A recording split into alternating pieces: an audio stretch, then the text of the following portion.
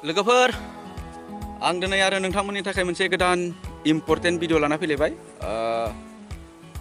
नोंथाङा जुदि बर'ब्ला नोंथांनाव जुदि हारिनि साननाय दङब्ला बे भिडिअखौ जोबजासिम नायगोन जोंनि बर'नि गेजेराव आं दायो नोंथांमोननि लेटेस्ट जारिमिन लानानै फैदों बे लेटेस्ट जारिमिना जाबाय 2020 लानानै दा नैबे 2021 सिम माबादि सोलिदों बेखिनि जारिमिनखौ आं दिनै नोंथांमोननो होनो आखायाव लादों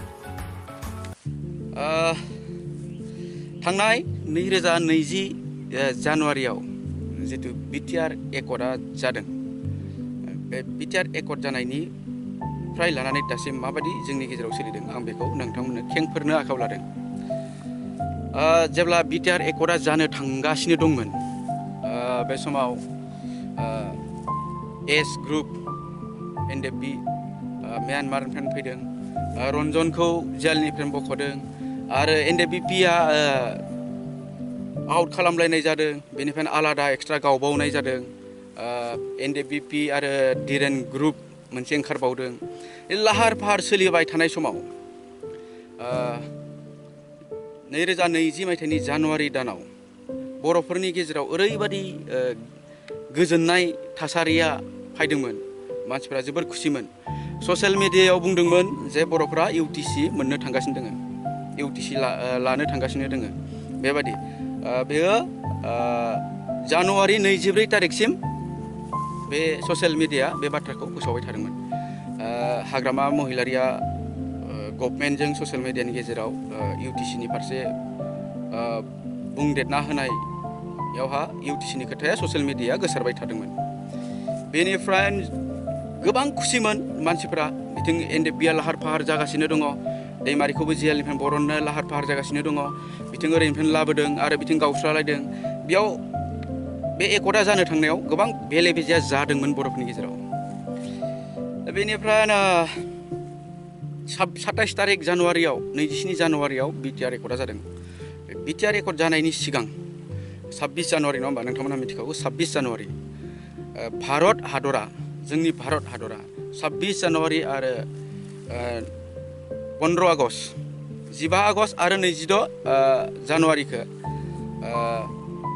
मोनसे मान बावनाय सान फालियो आरो बे फालिनायाव गोबां सुथुरफोरनिफ्राय माबा मोनसे सोमजिगोनखौ गिनानै बहुद टाइट जायो बे दिनखालि आंथ' बमा गावफ्लांलायदों जोंनि मार्केटआव थाना खाथियावनो गावफ्लांलायदों पुलिसा होसोबोलायलायदों आं इउटिसि जानायनि गावदों होनदों आं इउटिसि जानो थांगासिनो दङ बिनि थाखाय गावदों होननानै ओमफ्राय बुंबाय आरो एसे सिनायलायोमोन 26 तारिखखौ बारनानै बेसेबां हायो गाव होनबाय आरो बेबादि गोबां बर'फ्रा गोजोननाय मोन्दोंमोन बे बिटिआर एकर्डखौ लानानै नङा होमबा बिटिआरआ मारै जाहैखो इउटिसिनिफ्राय बिटिआर मारै जाहैखो बे आसरित बाथ्रा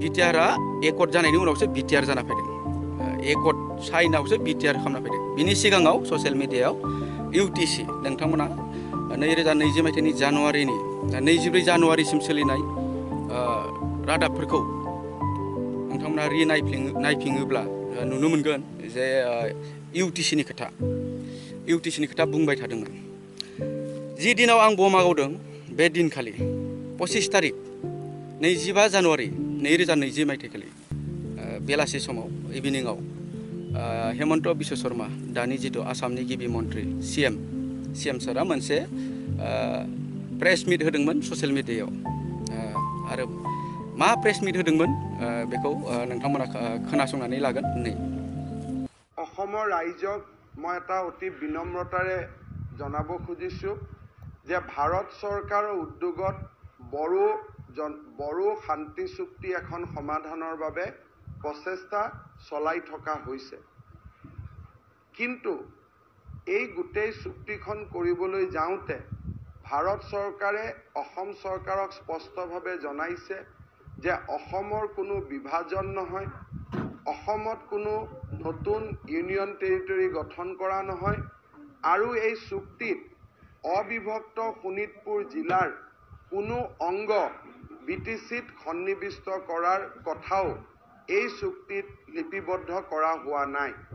অসমৰ পৰা এখন বহুল প্ৰচাৰিত দৈনিক বাতৰি কাকত আৰু এটা টিভি ষ্টেচনৰ মাধ্যমত যিবিলাক বাতৰি কোৱা হৈছে যে ইউনিয়ন টেৰিটৰী হ'ব, ৰঙাপাৰা, ঢেকিয়াজুলি, বড়োলেণ্ডৰ অন্তৰ্ভুক্তি হ'ব, এই গোটেই কথাবিলাক তথ্যৰ ওপৰত প্ৰতিষ্ঠিত নহয় আৰু বড়ো চুক্তিখনে অসমৰ অখণ্ডতা ৰক্ষাৰ ক্ষেত্ৰতহে অধিক গুৰুত্ব দিব বুলি ভাৰত চৰকাৰে আমাক জনাইছে। ভাৰত চৰকাৰে স্পষ্ট কৰি দিছে যে একৰ্ডখনে অসমৰ অখণ্ডতাক সন্মান কৰিব, territorial integrity of Assam will be preserve আৰু ইয়াত বৰ্তমান কোনো নতুন গাঁও বা নতুন অঞ্চল সন্নিৱিষ্ট কৰাৰ কোনো প্ৰস্তাৱ এই চুক্তিখনত অন্তৰ্ভুক্ত কৰা হোৱা নাই। সেইবাবে মই অসমৰ ৰাইজক, বিশেষকৈ অবিভক্ত শোণিতপুৰ জিলাৰ ৰাইজক আতংকিত নহ'বলৈ অনুৰোধ কৰিম। প্ৰধানমন্ত্ৰী নৰেন্দ্ৰ মোদী ডাঙৰীয়া আৰু গৃহমন্ত্ৰী অমিত শ্বাহ ডাঙৰীয়াই অসমৰ ৰাইজৰ ক্ষতি হ'ব পৰা কোনো ধৰণৰ চুক্তি কৰিব নোৱাৰে, তেওঁলোকে নকৰে। বৰঞ্চ বড়ো সমস্যাৰ শান্তিপূৰ্ণ সমাধানৰ জৰিয়তে অসমৰ অখণ্ডতা ৰক্ষাৰ বাবেহে এই চুক্তিখন কৰা হ'ব আৰু এইটো ক্ষেত্ৰত কোনো ৰাইজক উৰা বাতৰিত বিশ্বাস নকৰিবলৈ আমি অত্যন্ত বিনম্ৰতাৰে সৈতে অনুৰোধ জনাইছোঁ। नोंथांमोना खोनाबाय जानांगौ हेमन्त बिश्व शर्मा सारा जों मा बुंदोंमोन बै दिनखालि। बे 25 तारिख सानाव इभिनिंआव 25 जानुवारि इभिनिंआव बुंदों बे बाथ्राखौ आरो एकर्डआ जादों 26 खौ नागारनानै 27 जानुवारियाव एकर्डआ जादों। दा जोंनि मानसियाथ' रादाबफोरखौ नायबाङा, गोबां मिथिबाङा नङा होमबा। जोंनि बर'नि चेनेलबो निउस रादाबफोरबो गैया, टिभिफोराव नुनोनो नागिरा। दा मबाइलखौबो गोबाङानो सलायनो रोंबाङा, गोबां बेक्तियानो दंबावो जे मबाइल सलायनो रोङि, दा नुवा रादाबफोरखौ। बेनिफ्राय एकर्ड जाखांनायनि उनाव 28 जानुवारियाव 2020 मायथाइयाव नरेन्द्र मदिया फैदोंमोन क'क्राझाराव। ओरैबादि मानसि 6 लाखनिबो बारा।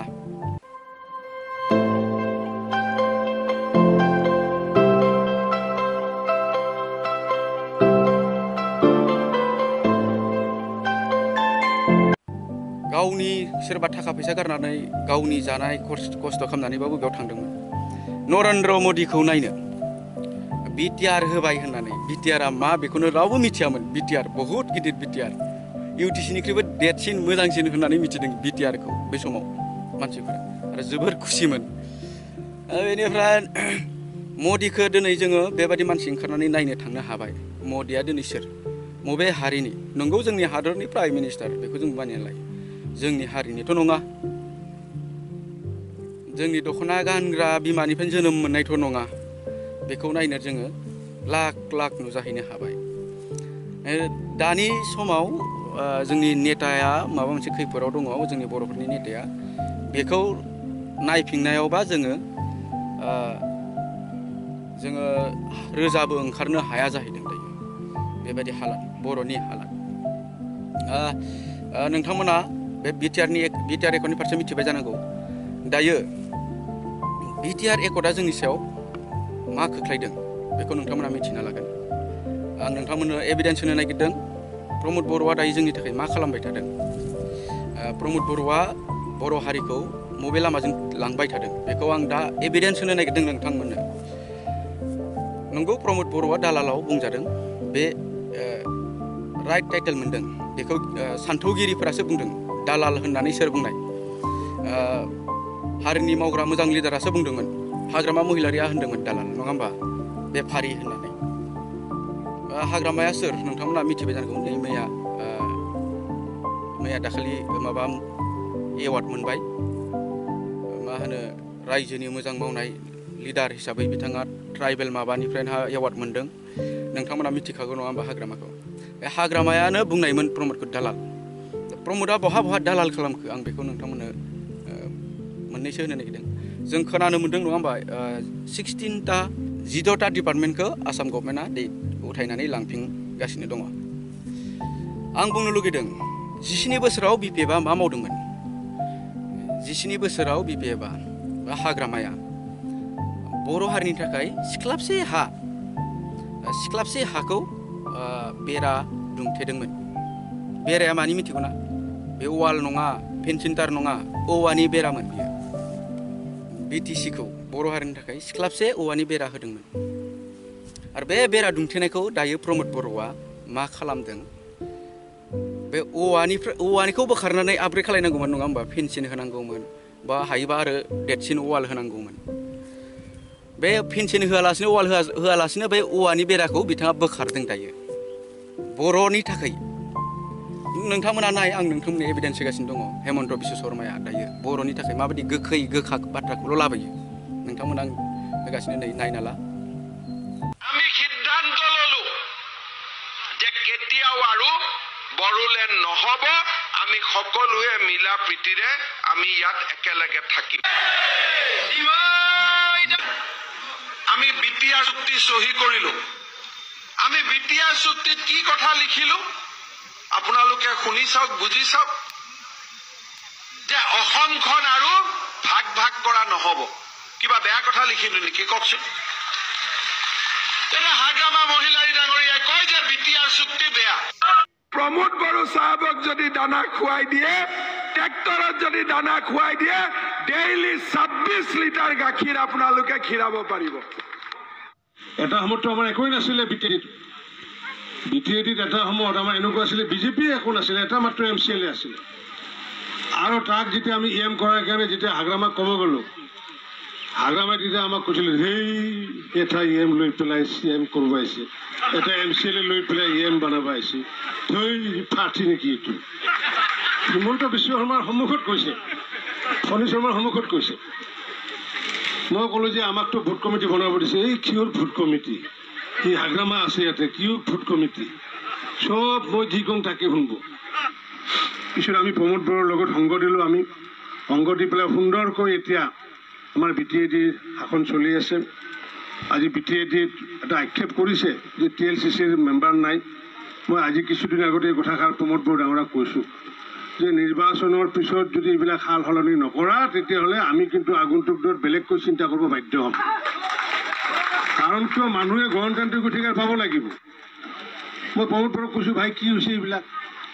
এনে কিন্তু নহ'ব নহয়। এইটো কৰাৰ কাৰণেতো আমিতো তোমাক ছাপোৰ্ট দিয়া নাই। তই কৈছে দাদা এইকেইদিন যাব দিয়ক, মই চব ব্যৱস্থা কৰি আছোঁ। মই কৈছোঁ ব্যৱস্থা কৰা যদি কৰ, নকৰিলেও আপত্তি নাই। আমি কি ব্যৱস্থা কৰিব লাগে কৰিম আৰু আমি আগন্তুক দিনত। আমাৰ ৰাস্তা খোলা আছে ভাই। মোক কথা দিছে গতিকে ইলেকশ্যনটো যাওক, আমি ব্যৱস্থা কৰিম। আমাৰ এটা মাত্ৰ MCLA আছিলে BTADত, আজি 8টা নে 9টা EM। আমি ইচ্ছা কৰিলে আৰু যদি 3টা যদি আমি যদি একেদিনে মেনেজ কৰি দিওঁ, আমাৰ চৰকাৰখনে আমাৰ হয়। মাত্ৰ 3টা লাগে আৰু আমাৰ কাৰণে সেইটো ডাঙৰ কথা নহয়। ভিডিঅ' ৰেকৰ্ডিং কৰি লৈ যিমান চৰকাৰী ভূমিত বাস কৰি থকা লোক আছে সকলোকে মেডি পট্টা বিজেপি দলে হাতত তুলি দিব। আমাক মাটিৰ অধিকাৰ লাগিবই, লাগিবনে নাই? আৰু ৰাইজ, বিজেপি দলে আৰু মই আপোনালোকক প্ৰতিশ্ৰুতি দিছো, মই যদি মাটি কিনা বেচা কৰিব খোজো 15ৰ পৰা 30 দিনৰ ভিতৰত SDCয়ে পাৰমিশন দিব লাগিবই। আৰু আজিয়ে মই ইয়াৰ SDC সকলক আজিয়ে মই কৈ দিছো যে হাগ্ৰামাৰ দিন গুচি গ'ল। যিমান মাটি কিনা বেচা কৰাৰ পাৰমিশন SDC অফিচত পৰি আছে, আজিৰ পৰাই সাফ কৰা আৰম্ভ কৰক। আমি সকলোকে পাৰমিশন দিব লাগিব। আৰু যিমান মানুহ চৰকাৰী ভূমিত বহি আছে তেওঁলোকেও মেডি পট্টা পাব লাগিবই।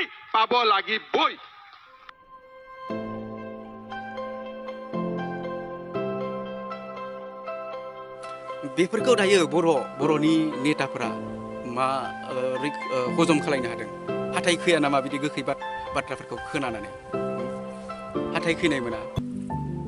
हेमन्त बिश्व शर्माया जोंनि BTCआव फैनानै नै मैया दाखालि मा नामि रन्जित दास बिथाङा बुंना गालांबाय प्रमदआ सोर प्रमदखौ मानो बेफारि होनबानाय नै जों मिथिनो मोनबाय दायो ससियेल मिडियानि थ्रुयै बेबो सासे नेतागिरिनिफ्रायनो जों मिथिफिननो मोनदों बेखौ दालाल बुंनायाबो सासे नेतागिरियानो बुंनायमोन आरो बेखौ दायो बेफारि होननानै प्रुफ एभिडेन्स होबाय थानायफोराबो नेताफोरानो हेमन्तआ बुंदों प्रमदनो गाइखेर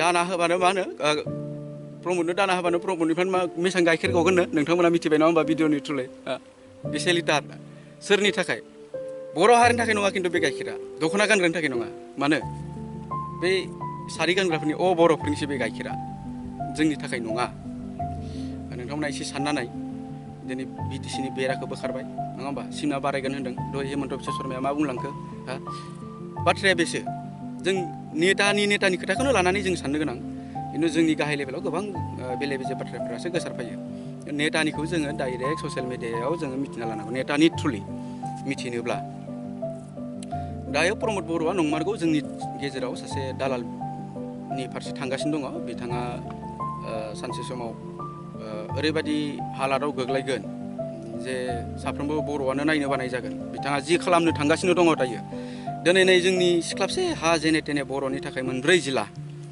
काउन्सिल हिसाबै औवानि बेरा दुमथेनाय मोनसे सिमा हाखौ बिथाङा बोखारना होबाय दाथ' बोरमा मोसौ अनेक हाबखासिगोन नङा होमबा जोंनि बे सिख्लाबसे हाखौ गुबुन हारिया हा मोना होननानै हाग्रामा महिलारिया लाखिना दोनदोंमोन बेखौ दायो मियादि पाट्टा होबाय बेफोरो हारिनि थाखाय जोबोद अलखदाव थांगासिनो दङ जों हारिनि थाखायनो नांदोंमोन नङा होमबा जोंनि नांनाया उदांस्रिनि उनावल' नङा भारत उदांस्रि जानायनि सिगांबो बेबादि नेता प्रमदमोन बादि हाग्रामामोन बादि गोबां नेताफोर बिर जोहोलावफोर थैलांबाय जोंनाव दायो जेबो जारिमिनसो गैया माखासे जारिमिनखौ जों मिथियो बिर जायफ्रा बिरफोरमोन नङा होमबा जों दैमालुमोननि मिथियो सिखना जोहोलावमोननि गाम्बारि सिख्लामोननि लावथायग्रा बांबुरगोरा माबा माबि फिसा बिला बिर जोहोलाव खना खनला एरिया बासायग्राबो दङमोन जों बेफोरखौ मिथियो